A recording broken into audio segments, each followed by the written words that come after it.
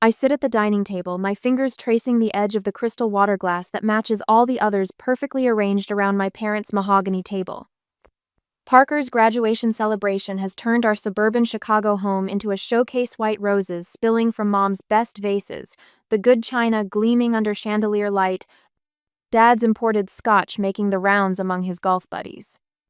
23 years old and finished with college, the golden child complete. Dad rises from his chair at the head of the table, tapping his crystal glass with a silver spoon. The sharp ping silences the room. I glance at Mom, catch her looking away. Her hand flutters to adjust her pearl necklace, a nervous tell I've recognized since childhood. Everyone, if I could have your attention. Dad's voice carries that specific tone he reserves for business deals and important announcements. Today isn't just about celebrating Parker's graduation from Northwestern. Parker, across the table, straightens his shoulders beneath his tailored blazer. His smile holds the confident expectation of someone who's never had to wonder if good things are coming his way. "Catherine, bring it in." Dad calls, and his secretary appears from the hallway with a small wrapped box tied with a blue ribbon. Dad hands it to Parker with ceremonial solemnity. "Son, your mother and I couldn't be prouder of your accomplishment. 4 years, business degree, ready to join the family firm." Parker accepts the box, his expression pleasantly surprised but not shocked. He's been conditioned to expect rewards his entire life. "Open it," Mom urges, her voice bright with excitement. Parker tugs at the ribbon, lifts the lid, and removes a single key with a leather fob. His eyebrows lift. "That," Dad announces to the room, "is the key to Unit 1805 at the Waterstone, downtown, Riverview. We thought you deserved a proper place to start your professional life." The Waterstone, where 2-bedroom condos start at $450,000. The table erupts in applause and exclamations. Glasses raise. I maintain my smile, muscles tight in my cheeks.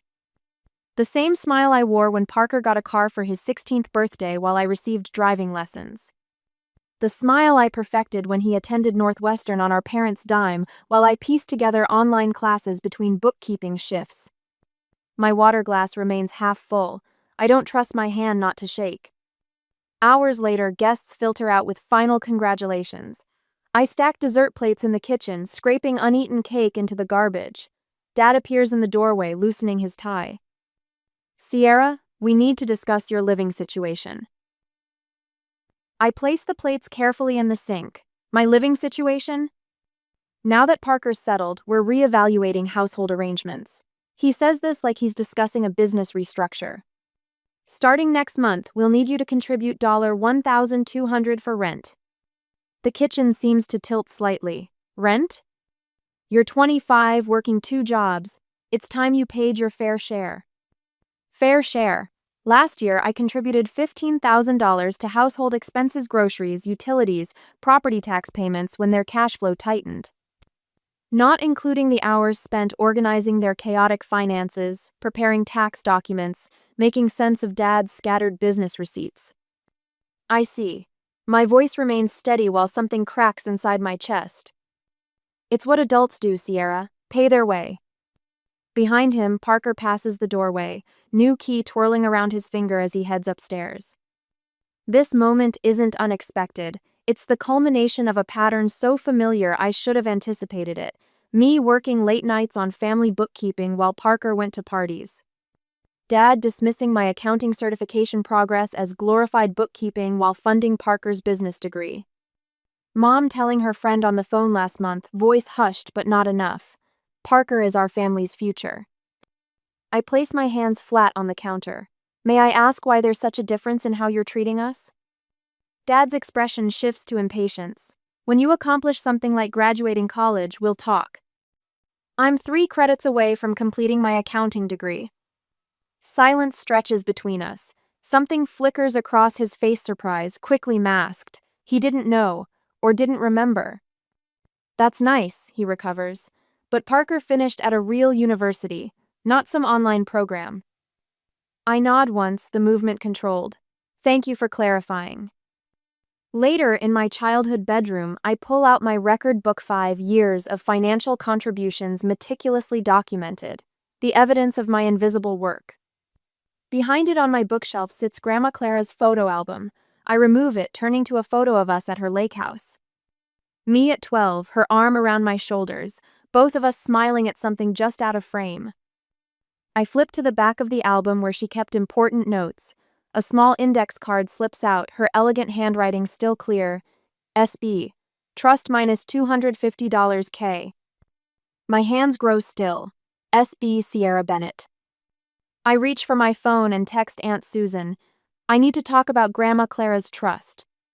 The text sends with a small swoosh sound, like something being set free. The next day, the vinyl booth at Cassidy's Diner squeaks beneath me as I shift my weight. 30 miles from home, this faded roadside establishment with its perpetual smell of bacon grease serves a purpose beyond its mediocre coffee. Nobody from my parents' social circle would be caught dead here. Aunt Susan slides into the booth opposite me, her silver-streaked hair pulled back in a loose bun. Dark circles beneath her eyes betray a sleepless night. She clutches her purse against her chest like armor. You look just like Clara, she says softly, studying my face. She'd be so proud of the woman you've become. The waitress deposits 2 mugs of coffee on the table. I wrap my hands around mine, seeking warmth rather than caffeine. Thank you for meeting me, I say. I found something in Grandma's photo album. Susan nods, lips pressed tight. Her fingers drum against her purse, a nervous rhythm. I've been waiting for this conversation for 3 years. The statement hangs between us, confirmation of something I hadn't fully allowed myself to believe until now. My stomach tightens. Susan reaches into her purse and pulls out a manila folder worn at the edges. She hesitates, then slides it across the table. Clara established this trust when you were 16, she says. $250,000 for your education and future. I was the witness, but Robert had power of attorney after her stroke. I open the folder with steady hands, though my heart hammers against my ribs. The document on top bears the letterhead of Jameson Financial Trust. My name in bold type, Sierra Elizabeth Bennett Educational Trust. He took it, I say, the words flat rather than questioning. Susan's eyes fill with tears. I suspected, but I didn't want to believe my own brother capable of this. I flip through bank statements, each page a fresh revelation. Systematic withdrawals beginning in 2018 and accelerating through 2020. The timing aligns perfectly with Parker's college tuition payments. Northwestern University's name appears repeatedly in the transaction details. Grandma specifically set this up for you, Susan says. She worried about how Robert favored Parker. She wanted to ensure you had educational opportunities regardless of your parents' choices. My fingers stop at a transfer authorization form. At the bottom, my signature. Except I never signed it. This isn't my signature, I say, voice tight. Susan reaches across the table, her hand covering mine. I know. The diner seems to recede around me as I stare at the forgery. Not just fraud, but betrayal on the most personal level. Someone studied my handwriting, practiced it, perfected it enough to fool bank officials. When did these transfers happen? I ask, flipping back to the largest withdrawals. Susan hesitates. The main transfers were in April of your senior year. April 2018. The month I spent 3 days in the hospital after collapsing from exhaustion. 3 days I barely remember through the haze of sedatives and sleep. A memory surfaces. Dad bringing paperwork from school to my hospital bed. Me signing without reading, trust implicit despite our differences. My teenage belief that despite everything, certain lines wouldn't be crossed. They used my hospitalization, I say. The words taste like metal. Susan nods. Robert told me you had agreed to help Parker with his college expenses, that you'd signed the forms willingly. I continue through the documents, each page another piece of the puzzle. Who forged the later signatures? Susan looks down at her untouched coffee. Parker has always been good at mimicking handwriting, since childhood. Something clicks into place. The caricatures Parker drew of teachers in high school, the forged excuse notes, the joke signatures he practiced. Skills encouraged and laughed at within our family. This was never about me not being good enough, I say, the realization dawning like a cold sun. They knew exactly what they were doing. The drive home feels longer than 30 miles. I park in the driveway but remain in the car, scrolling through my phone to collect my thoughts. My mother's Instagram page appears in my feed. A photo from Parker's graduation party, everyone smiling beneath filtered perfection. The caption reads, "So proud of our perfect family, Parker's success and Sierra's uniqueness. Blessed mama, proud parents." Uniqueness. The word she uses when she can't find actual accomplishments to celebrate. I enter the house through the side door, voices carrying from my father's study. The door stands ajar, just enough for me to see my parents and Parker huddled around the desk. "The Anderson account should be your first priority," my father says to Parker. "It's the cornerstone of the family business. Eventually, all of this will be yours to manage." My mother's hand rests on Parker's shoulder. "You'll do wonderfully, sweetheart. You were born for this." Their vision of the future snaps into focus with crystal clarity. My contributions were expected, Parker's rewarded. My labor was obligation, his was preparation for inheritance. In my bedroom, I pull out my phone and dial a number I've had saved for years but never used. "Mark Delaney's office," answers a crisp voice. "This is Sierra Bennett," I say. "I need to speak with Mark about a trust fund established by my grandmother, Clara Bennett." 20 minutes later, I'm walking Mark through the documents, his face growing increasingly serious on my laptop screen. "Sierra, this isn't just unfair, it's illegal," he says finally. "Multiple counts of fraud, forgery, misappropriation of fiduciary funds. Your father could face serious consequences." I stare at the documents spread across my bed. I don't want revenge. I want what's mine, and then peace. Mark nods. "I understand. We'll handle this with discretion, but firmly." When I return from the bathroom, a document lies centered on my bed. A rental agreement, my name typed neatly at the top. Monthly rate, $1,200. Clause 8B highlighted in yellow. Failure to make timely payments will result in immediate termination of residency. My mother appears in the doorway, fingers twisting her wedding ring. "Your father just wants you to learn responsibility," she says, voice soft but unconvincing. I look at her directly. "I've been responsible since I was 16. She opens her mouth, closes it again. No defense comes. The silence speaks volumes. Before dawn, I pack methodically. Essential documents, financial records, clothing, family photos showing Grandma Clara. I leave my childhood stuffed animals arranged on the bed, sentinels of a past I'm finally ready to leave behind. The attic yields one final discovery. Grandma Clara's journals, dusty but intact in a cedar chest. I flip through pages of elegant handwriting until a passage catches my eye. I worry about Robert's influence on the children, especially Sierra. He views her strength as competition rather than legacy. I must protect what I can. The first light of morning filters through my bedroom window as I place a handwritten letter on my perfectly made bed. 3 pages detailing every contribution I've made to this household. Every betrayal I've documented. Every truth I now understand. The front door closes behind me with a quiet click. No dramatic slam, no tearful goodbye, just the soft sound of one chapter ending and another beginning. The morning sun glints off Lake Michigan as I pull into Aunt Susan's gravel driveway. Her cottage-weathered cedar siding with white trim sits nestled among tall pines that whisper in the Michigan breeze. A world away from suburban Chicago. A world away from them. I cut the engine and sit for a moment, hands tight on the steering wheel. The 2-hour drive north gave me time to cycle through every emotion, rage, grief, betrayal, until I arrived at something steadier. Determination. Susan appears on the porch, wiping her hands on a faded apron, her silver-streaked hair caught in the wind. She waves, and something in her smile reminds me so much of Grandma Clara that my throat tightens. "You made it." She hurries down the steps, pulling me into a hug that smells of cinnamon and coffee. When she steps back, her eyes are bright with unshed tears. "Your grandmother bought this place for me, you know. She believed in taking care of family properly." The word properly hangs between you's very thing my parents' treatment wasn't. Inside, the cottage is all warm wood and worn comfort. A bay window overlooks the lake, catching morning light. Susan shows me to a small bedroom with twin beds covered in handmade quilts. "The other room has better light," she says. "I thought you might want it for studying." The second bedroom has been transformed.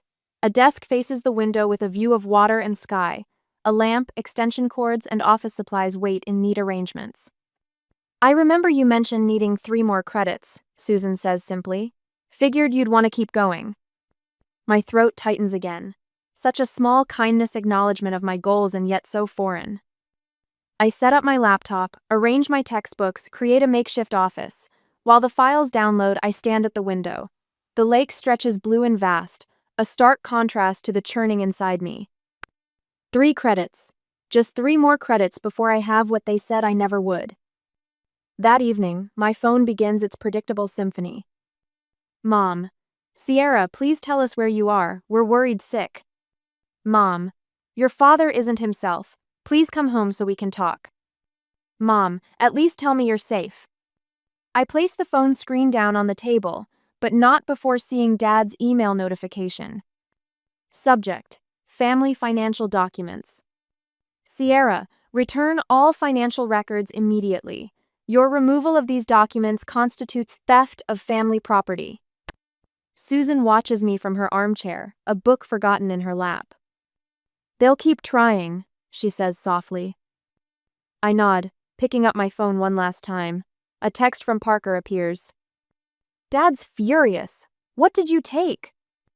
Not where are you, not are you okay? Just concerned for what their father might have lost. I power off the phone completely. They're more worried about the documents than about me. Susan's mouth tightens. I'm not surprised. The next morning, Mark Delaney arrives. Aunt Susan's lawyer friend looks nothing like I expected. Weathered face, flannel shirt, more lumberjack than attorney. But his eyes are sharp as he reviews the trust documentation spread across Susan's kitchen table. Your grandmother was thorough, he says, tapping a clause with his index finger. Robert had fiduciary responsibility. Using these funds for Parker's education was a clear breach. I push forward another document. He forged my signature here and here. Mark nods, making notes. We'll start with a formal letter. Give them a chance to make this right. They won't, I say, certainty cold in my stomach. No, probably not, Mark agrees, but the court will want to see we tried. Later, while scanning bank records, I discover something that stops my breath. The down payment for Parker's conduit came directly from the trust. Mark takes the statement, whistles low, not even attempting to hide it by that point. The certified letter goes out the next day. I picture it arriving at their perfect house, my father's face as he signs for it, the bomb of legal language detonating in their carefully constructed world. Life at the cottage falls into rhythm. Morning classes online, afternoons helping Susan with her garden, evenings reviewing for my final accounting exam. The lake becomes my constant, sometimes glass still, sometimes storm-tossed, always there. 2 weeks after arriving, I submit my final exam. The screen flashes my score immediately, 97%. Susan insists on celebrating. She brings out a bottle of champagne and 2 flutes that belong to Grandma Clara. To your persistence, she toasts. I clink my glass against hers, a bittersweet ache blooming beneath my ribs. I always thought they'd be here for this moment. The next day, a thick envelope arrives with my accounting degree certificate inside. Seeing my name in formal script, Sierra Elizabeth Bennett strikes me as both victory and indictment.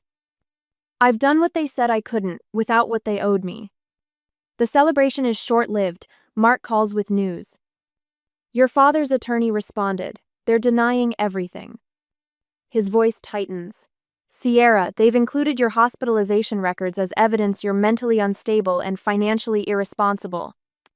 The medical records from senior year exhaustion, dehydration, anxiety twisted into a weapon. A particularly brutal chill settles in my chest. There's more, Mark continues. Parker submitted an affidavit claiming you verbally gifted him your inheritance.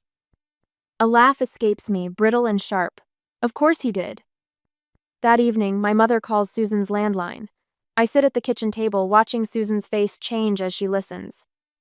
She's here. She's safe, Susan says firmly. Elaine, I think. She stops, listening, then holds out the phone to me, eyebrows raised in question. I take it, press it to my ear. Sierra? My mother's voice breaks. Why are you doing this to our family? The familiar guilt rises then recedes just as quickly. Family. as if that word still means what it once did. I'm not doing anything to our family, I say evenly. I'm simply claiming what's mine. The next day brings unexpected support. Clara's former financial advisor, Michael Winters, contacts Mark. I've been retired 5 years. He explains on the conference call, but I kept copies of everything. Your grandmother was explicit, Sierra. That money was for you. Robert assured me he would honor her wishes. More evidence accumulates. A paper trail so clear even Mark grows confident. This isn't just improper, it's clear-cut fraud, he says, scheduling preliminary hearings. We need to prepare for court. I imagine facing them across a courtroom, my father's cold stare, my mother's tears, Parker's confusion. I need to be present, I tell Mark. I need to look them in the eyes. That evening, searching through Grandma Clara's old Bible that Susan keeps on her bookshelf, a sealed envelope falls out, my name written in Clara's elegant hand. Inside, yellowed stationery holds her final message. My dear Sierra, if you're reading this, something has gone wrong. I've always seen Robert's favoritism toward Parker, even when Elaine couldn't. I fear what this might mean for you once I'm gone. The trust I've established is meant for your independence, your education, your future. $250,000 might seem extravagant to some, but I've watched you work twice as hard for half the recognition your brother receives. This money isn't charity, it's justice. You have always been the strong one, the one who sees clearly. That strength will carry you forward when the truth emerges. Remember that your worth isn't measured by their recognition of it. All my love, Grandma Clara. The letter trembles in my hands. She knew. She had always known and tried to protect me from beyond the grave. I fold the letter carefully, place it back in its envelope. Standing at the window, watching twilight settle over the lake, I make a silent promise to the grandmother who saw me when no one else did. I will reclaim what's mine with the quiet dignity she taught me, not for revenge but for justice, not with drama but with truth. The water darkens to indigo as the last light fades. Tomorrow we prepare for court. I arrive at the courthouse an hour early the next day. The marble floors gleam under fluorescent lights, echoing with each step of my sensible black heels. Mark walks beside me, briefcase in hand, his presence steady and reassuring. You ready for this? He asks, voice low. I nod once. Been ready for years, just didn't know it. We settle in the hallway outside courtroom B. I straighten my charcoal blazer, smoothing non-existent wrinkles from my skirt. Every document is organized in labeled folders. Every statement rehearsed in my mind during sleepless nights at Aunt Susan's cottage. The main doors swing open. Dad strides in first, his attorney flanking his right side. His silver hair is freshly cut, his suit expensively tailored, but his complexion has a grayish undertone I've never seen before.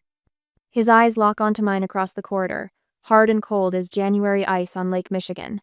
I hold his gaze without flinching, something I couldn't have done 6 months ago. Mom enters behind him, fingers twisting her pearl necklace. Her eyes are rimmed with red, makeup carefully applied to hide what sleepless nights can't conceal. When she spots me, her steps falter. Parker trails behind them both, studying the floor tiles. His shoulders hunch forward inside his navy suit. He looks smaller somehow. Mark touches my elbow. They're scared, he whispers. Remember that. Mom breaks away from Dad, approaching with outstretched hands. Sierra, please, we can still be a family. I take a half step back. We are family, Mom. That's why this hurts so much. Her face crumples. Before she can respond, the bailiff calls our case number. Inside the courtroom, I sit ramrod straight beside Mark while Dad's attorney presents their opening statement, painting me as an ungrateful daughter who misunderstood normal family financial planning. The judge, a woman in her 60s with shrewd eyes behind rimless glasses, listens without expression. Mark rises when our turn comes. His voice carries through the room as he lays out each document: bank transfers coinciding with Parker's tuition payments, withdrawal slips with my forged signature, Grandma Clara's explicit trust instructions, and Dad's systematic violations as trustee. Your Honor, this isn't merely poor financial management. Mark concludes. This is deliberate fraud perpetrated against Miss Bennett at a time when she was hospitalized and unable to protect her interests. The judge's eyes narrow as she examines the signature comparisons. Her gaze lifts to Dad, who shifts in his seat. When called to testify, I approach the stand with steady steps. The oath feels heavy on my lips. Miss Bennett, Mark begins, please explain your financial contributions to your family household. I recall the exact figures, $15,387 last year alone. I describe working 2 jobs while taking online classes. I detail discovering Grandma Clara's trust only after Parker received his graduation condo. Dad's attorney attempts to rattle me during cross-examination. Isn't it true your parents provided housing, food, and support your entire life? Yes, I answer. And I provided over $40,000 in financial assistance and hundreds of hours of unpaid bookkeeping services for their business since I was 18. When Dad takes the stand, his composure slips under the judge's direct questioning about the signatures. These were family funds, he snaps. I made decisions as head of the household. Mr. Bennett, the judge says, removing her glasses, a trust isn't a household decision, it's a legal obligation. This appears to be a deliberate breach of fiduciary duty. Dad's face flushes crimson. My daughter has always been difficult. That's enough, the judge cuts in. We'll take a 20-minute recess. In the hallway, Dad's attorney corners Mark with a manila folder. I stand close enough to hear the offer, $125,000 to settle, half of what was stolen. Tell her to take it, Dad's attorney mutters. Family disputes get ugly. Mark glances at me. I shake my head once. The offer climbs to $175,000 before recess ends. They're scared now, Mark says. They know how this looks. I want what was meant for me, I tell him. Not a penny less. Mom finds me near the water fountain, eyes swimming with tears. I knew it wasn't right, she whispers. But I didn't stop it. I just wanted peace. I look at her, really look at her perhaps for the first time. The woman who taught me watercolors on Sunday afternoons, who never raised her voice, who never stood up for me either. This isn't about punishment, Mom, it's about justice. Sometimes peace costs too much. When court resumes, the judge delivers her ruling with clipped precision. Full restoration of the trust fund plus legal fees. Additional penalties for fraudulent misappropriation. A formal accounting of all trust assets within 30 days. Furthermore, she adds, looking directly at Dad, I'm referring this matter to the State Bar Association given Mr. Bennett's legal license and position of trust. Outside the court later, reporters cluster on the courthouse steps. I decline their shouted questions with a polite headshake. Dad brushes past me, fury radiating from his rigid spine as he pushes through the crowd. Parker hangs back, hands jammed in his pockets. Sierra, his voice cracks. I didn't understand what we were doing. I pause, studying my brother's face, the boy who got everything I didn't, who never questioned why. Understanding requires wanting to see the truth, I tell him quietly. Then I walk down the steps alone, toward the car where Aunt Susan waits, toward whatever comes next. The spring air feels clean in my lungs. For the first time in years, I breathe all the way down to my stomach. In weeks to come, the news travels fast in our suburban Chicago circles. I learn about Dad's professional fallout from Aunt Susan, not because I seek the information, but because it arrives with my morning coffee at her kitchen table. Robert's been asked to step down from the Community Foundation Board, Susan says, sliding the local business journal across the table. His name appears in a small article on page 3. The Chamber of Commerce is next, from what I hear. I push the journal aside without reading further. I'm not collecting trophies from his downfall. No one would blame you if you took some satisfaction in it. I've got balance sheets to review for my first real client. I tap my laptop. That's more satisfying than watching him lose face. Susan studies me over her reading glasses, then nods once. The quiet approval in her expression means more than she knows. My phone buzzes with a text. Mom's name appears on the screen, still listed as Mother rather than Elaine, a small resistance to complete detachment I haven't yet overcome. Can we meet for coffee tomorrow? Just us. 3 months since the court ruling, and this is her 5th request. I've declined the previous 4. My finger hovers over the screen before typing. Perkins Cafe, 10 a.m. Susan notices my expression. Elaine? I nod. She wants to meet. And you're going this time. Not a question. Time to hear what she has to say. I close my laptop. Judge her actions now, not just her past failures. The following morning, Mom sits at a corner table in Perkins, looking smaller somehow. Her pearl necklace is absent, replaced by a simple silver pendant. Her hands wrap around her mug as if seeking warmth despite the June heat outside. "Thank you for coming," she says when I slide into the seat across from her. Her voice catches. "I've left your father." The statement hangs between us. I wait for more, taking a measured sip of the coffee I've ordered. "I rented an apartment near the community college." She straightens slightly. "I'm teaching children's art classes there. Part-time, but it's a start." A start toward what? Toward being someone I'm not ashamed to face in the mirror. Her eyes meet mine directly, something she rarely did during family confrontations. "I enabled something terrible, Sierra. I can't continue pretending our family was what I wanted people to believe it was." I study her face, looking for the performative grief she's perfected at country club functions. Instead, I find something raw and unfamiliar authenticity.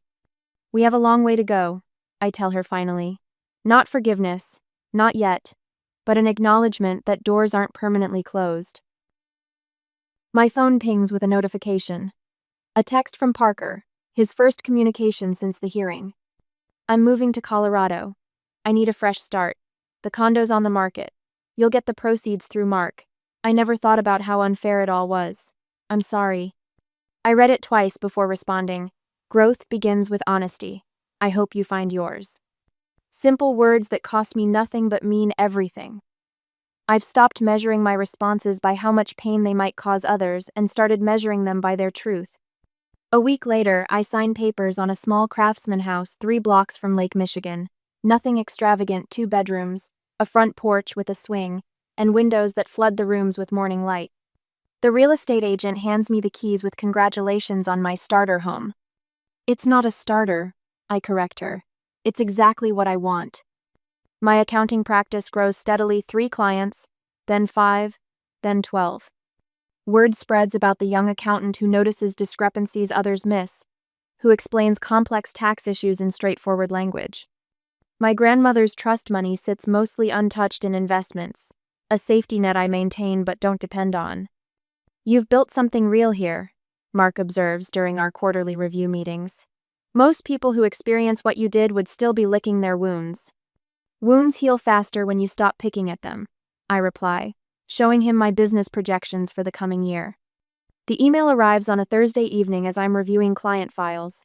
From Denise Harrington, a name from elementary school, someone I shared lunch tables with until our paths diverged in high school. "Sierra, I heard about everything that happened with your family.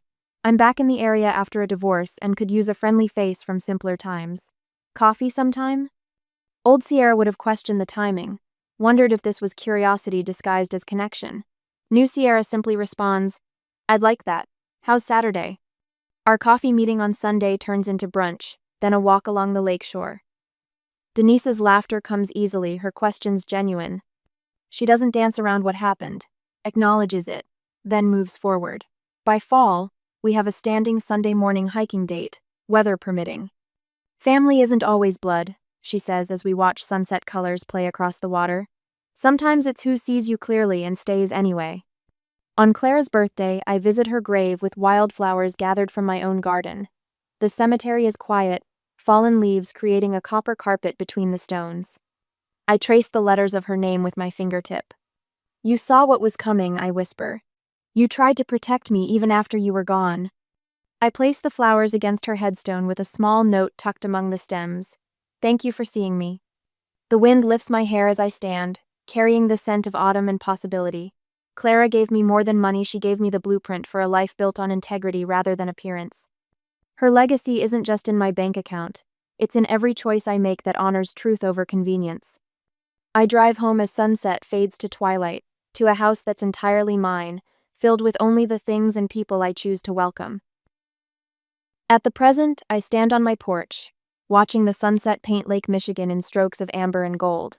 1 year, 365 days since I walked away from my parents' mahogany dining table and the life built on pretense. The lake breeze carries the scent of spring blossoms from my small garden. I've planted everything myself, perennials that return stronger each season. The metaphor isn't lost on me. My accounting practice occupies the renovated sunroom of this modest lakeside cottage. 4 walls of windows where light pours in and spreadsheets make perfect sense. 27 clients now, Mostly small businesses tired of being overlooked by larger firms. People who appreciate precision and honesty. Sierra, you've got to try this. Hannah holds out a glass of something fizzy and pink. My latest creation. I accept the drink from my friend, a word that means something entirely different now. Friends aren't people who tolerate you at family functions. They're the ones who show up on moving day with boxes and takeout. Who texts to check if you need anything when you're working late? My modest living room holds 6 people tonight, gathered around a homemade cake with 27 candles. No crystal glasses or imported scotch. Just genuine laughter that doesn't require maintaining appearances. To Sierra, says Marcus, my first client who became a friend, raising his glass. Who proves that the best revenge is building something beautiful. I shake my head. Not revenge, just peace. Later, after my friends have gone, the phone rings. Mom's number. Our relationship exists now in careful coffee meetings every few weeks. Her art classes keep her busy, her voice stronger with each conversation. Happy birthday, Sierra. No theatrics in her tone, just quiet sincerity. I thought about you all day. Thank you. I settle into my porch swing. How's the watercolor class going? My students are showing real progress. A pause. I'm teaching them to paint what they see, not what they think should be there. The irony hangs between us. We both hear it. That's a valuable lesson, I say finally. Yes. Another pause. Parker called yesterday. He's interviewing for an assistant manager position at a sporting goods store in Denver. No family business. No condo. Just finding his way on his own terms. I hope it works out for him. He asked for your number. I said I'd check with you first. Growth comes in small steps. You can give it to him. After we hang up, I retrieve Grandma Clara's journals from my bookshelf. They've become a roadmap through my own history. Her elegant handwriting chronicles 3 generations of Bennett family patterns, the favoritism shown to sons, the daughters expected to accommodate and support without recognition. The cycle ends with you, she wrote in her final entry, as if she knew I would someday read it. Last week I met with Zoe, a 22-year-old starting her own graphic design business. She brought messy finances and dreams too big for her 1-bedroom apartment. Everyone says I should get a real job first, she told me, uncertainty creasing her forehead. Build something that reflects your values, not others' expectations, I replied, surprised by the certainty in my voice. The foundation matters more than how quickly the walls go up. The Christmas card from Dad remains unopened in my desk drawer. Some bridges stay burned by choice, not accident. From my porch, I can see the entirety of my rebuilt life, the garden I planted, the office where I work, the kitchen where I cook meals that nourish rather than impress.